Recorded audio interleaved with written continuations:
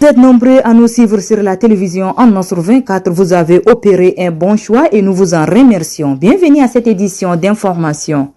Dans le cadre de ces activités, le Fonds national d'appui à la formation professionnelle, FONAP, de concert avec le Centre Bella Couture, a organisé ce 2 août au CEFOD une cérémonie de remise de kits coupe couture à 20 femmes bénéficiaires de l'Association des handicapés pour l'alphabétisation et le bien-être AHAB de la ville d'Indiamena. La cérémonie a vu la présence des responsables du FONAP ainsi que d'autres invités venus pour la circonstance. Suivez. Handicapés issus de l'Association des handicapés pour l'alphabétisation et le bien-être AHAB qui vient de recevoir ce 2 août 2023 des kits coupe couture formés par le Centre Bella Couture et financés entièrement par le FONAP, entendez, Fonds national d'appui à la formation professionnelle, dont la principale mission est de collecter la taxe d'apprentissage et de la formation en vue de financer les actions de formation et de perfectionnement exécutées par les associations, les regroupements et les organisations professionnelles, c'est après 9 mois de formation. La cérémonie a vu la présence du président du conseil d'administration du FONAP, du directeur général du FONAP, du secrétaire exécutif du CONEFE ainsi que de la directrice générale du centre Bella Couture. Dans ce mot de circonstance, la directrice générale du centre Bella Couture, Oudalbaï Philomène, a tout d'abord remercié la présence de tous avant d'adresser ses vives félicitations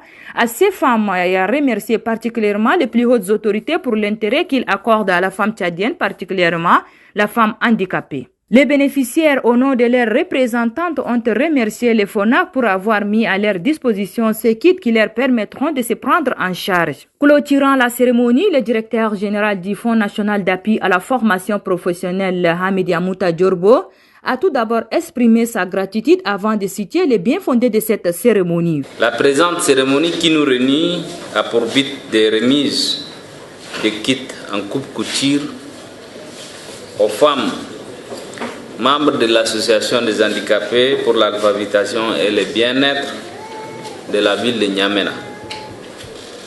Ces femmes ont, il faut-il le souligner, ont suivi une formation par apprentissage en coupe couture pour une durée de 9 mois au centre Bella Couture, à la satisfaction de toutes. Cette formation est financée intégralement par les FONAP. Face à la crise économique et la précarité des revenus, beaucoup de femmes, notamment les femmes vivant avec un handicap, ont pris conscience de la nécessité de s'investir pour mieux se prendre en charge. À cet effet, des efforts considérables ont été réalisés pour promouvoir l'entrepreneuriat féminin et leur autonomisation.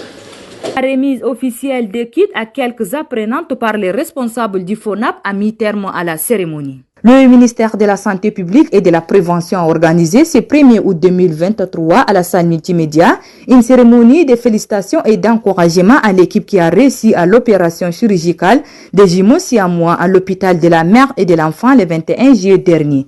Faisons les points avec Omar Mohamed Ida. De la mère et de l'enfant est un souci majeur du gouvernement que le ministère de la Santé publique et de la Prévention a organisé une cérémonie de félicitations et encouragement à l'équipe qui a reçu l'opération chirurgicale de 2 nouveaux-nés siamois à l'hôpital de la mère et de l'enfant le 21 juillet dernier. Cette cérémonie a vu la présence du ministre de la Santé publique et de la prévention de Madame la secrétaire d'État à la santé, ainsi que des directeurs généraux des différents hôpitaux et d'autres invités de marque.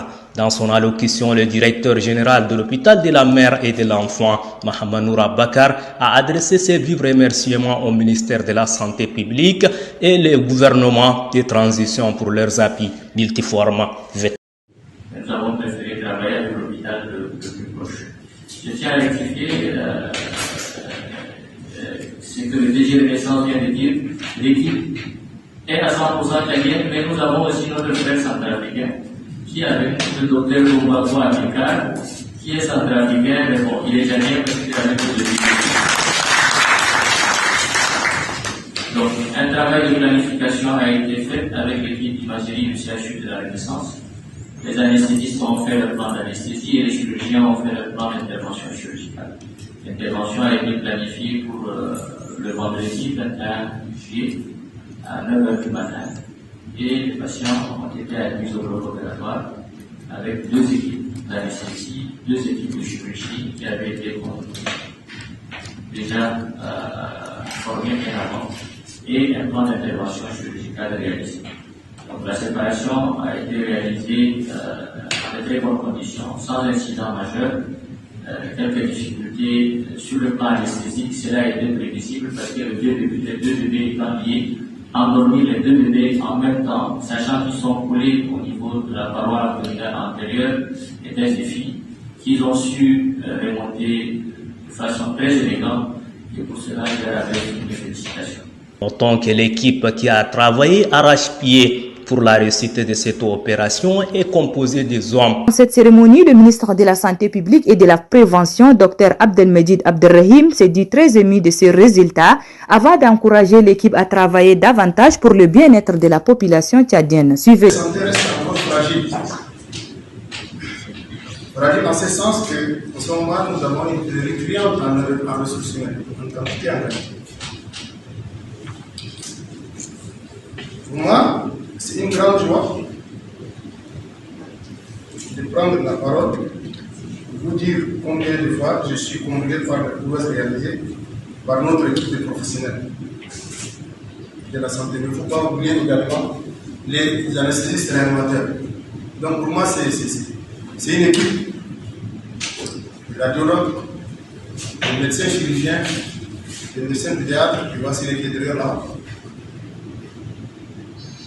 Et tout le monde, c'est une réussite de tout le monde. Aussi, je voudrais rappeler que l'objectif général de notre système de santé consiste à assurer l'accès universel à des services de santé de qualité, intégrés, globaux, continus et centrés sur la personne. Cette intervention a permis de rétablir la confiance entre les usagers des services et les prestataires. Vous, professionnels de la santé, vous avez œuvré pour montrer aux yeux du monde entier un autre Tchad, celui de l'excellence, de la prouesse scientifique, de la technicité hors norme, c'est prouvé par tout le monde. Toute chose qui a permis au Tchad d'accéder dans les cercles restreints des pays dans lesquels se font quelques interventions médicales qui entre-temps étaient conduites dans nos hôpitaux en Occident. Je voudrais vous féliciter très sincèrement au nom des plus hautes autorités,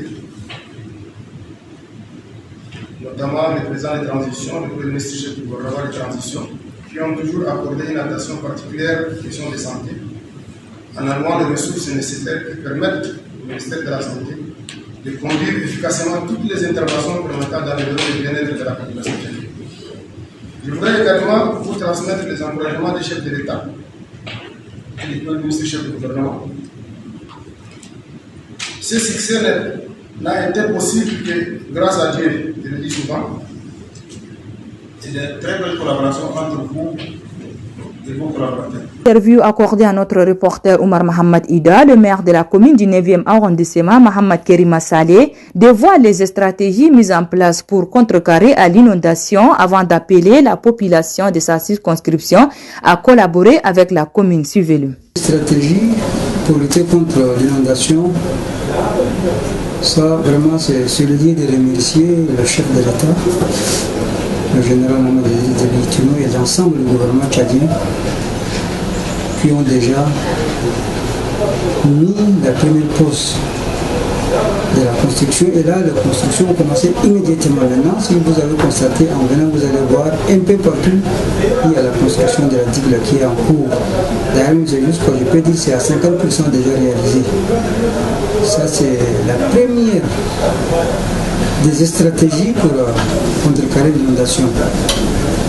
Par ça, la commune, avec l'ensemble de la société civile, l'ensemble des associations de jeunes, les leaders religieux, tout le monde, la société civile, nous nous sommes mis ensemble parce que nous sommes déjà suivis, ce qu'on appelle, on a déjà suivi une fois l'inondation. Donc on est en train de se préparer en déposant la terre, en achetant des sacs vides.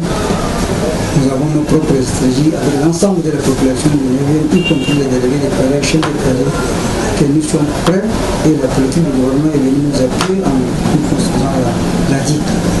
Donc, pour vous dire que nous sommes déjà prêts à contrecarrer l'inondation si jamais s'il y a. Nous, notre inquiétude principale, c'est l'inondation dans le nouvel arrondissement. Là, je profite de votre micro pour lancer un appel à la population du 9e arrondissement d'être vigilant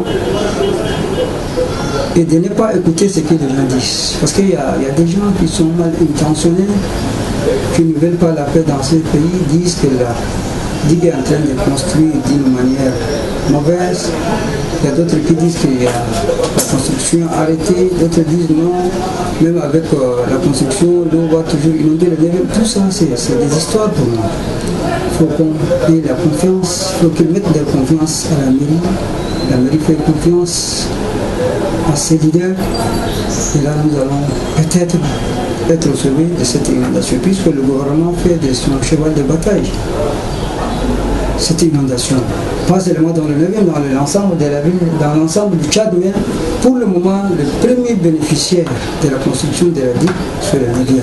Il va y avoir certainement d'autres provinces qui ont besoin du même travail, mais dans le 9e, nous sommes déjà rassurés par cette construction et je demande aussi à la population d'être vigilant, de ne jamais écouter les gens des gens. Et c'est ainsi que s'achève cette édition. Merci de l'avoir suivi. Au revoir et à demain. Bonne suite de programme sur la télévision en Nostre 24. Merci.